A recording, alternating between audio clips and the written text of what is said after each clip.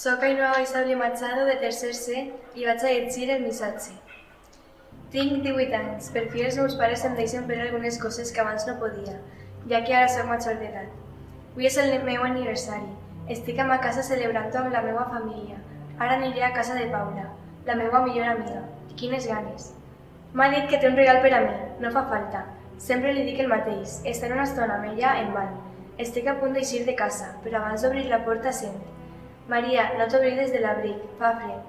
És ma mare, ja en tinc 18 anys, però em cuida com si en tinguera 8. L'estime molt. L'agafa i em diu: ves amb cura, Marieta. D'acord, mami, el 8, li dic.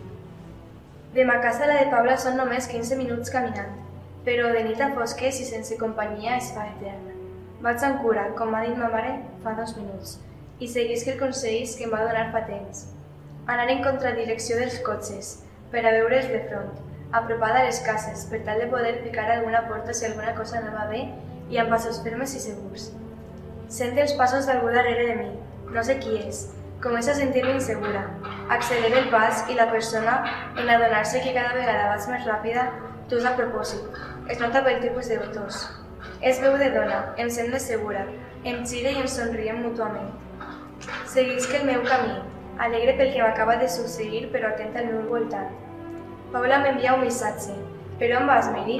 Estic a punt de contestar-li quan de sobte un home gira el cantó del carrer. Ve de front a mi. Torno a sentir la inseguretat abans. Pense: que no em diga res, per favor, que no em diga res, per favor, que no em diga res, per favor. Pareix que li ho estic demanant a algú, però aquí. Va apropant-se.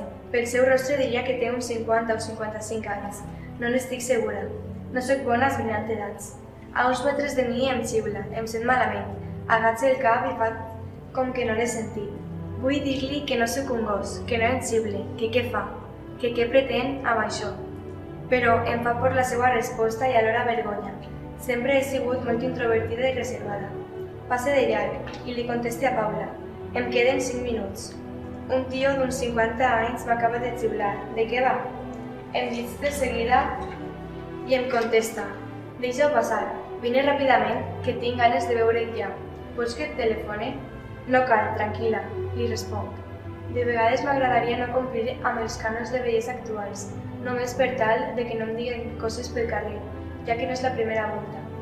Continuo caminant, però en el meu cap continua el xiulet del vell verd d'abans. Giro un carrer i hi ha uns homes al bar del poble. Estan fora parlant a crits. Detesta això. Són les 8 de la vesprada, no són hores per a beure, i menys un dijous. Canvio de vorera per tal de no passar-los per la vora. No em transmeten molta confiança, sincerament. Estic a punt d'arribar a casa de Paula. Només em queden 2 carrers. De sobte apareix un amic meu. Em felicita pel meu 18è aniversari.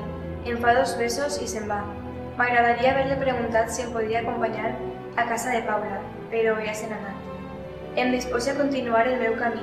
Per fi arribo a casa de Paula. Puja i em felicita. Em dona el regal. És una caixa plena de xocolata i coses amb ella. La vull tantíssim. Me n'acomiada i me'n vaig a casa. Però abans d'anar-me'n em diu: envia'm un missatge quan arribes, per favor. Sempre m'ho diu. Es preocupa molt per la gent i això és el que m'agrada d'ella. I per això m'encanta que sigui la meva millor amiga. El retorn a casa se'm fa més curt. No hi havia ningú al carrer i això m'incomoda, ja que ni el silenci sepulcral. Només sent els meus passos, però a la vegada em sent segura ja que no tinc por que ningú em diga res o que em rapten o qui sap què. Avui en dia hi ha molt de boig sol, diu sempre ma mare. Només em queden 5 minuts per arribar a casa. Començo a escriure el missatge per a Paula, perquè quan arribi a casa només haig de prémer a enviar i que Paula es quede tranquil·la, ja que sempre se m'oblida. Ja l'escric. Ja he arribat a casa, Pauleta. Bona nit, et vull. Ara quan arribi a casa li envie, pense. Desgraciadament, aquest missatge no el va rebre mai Paula.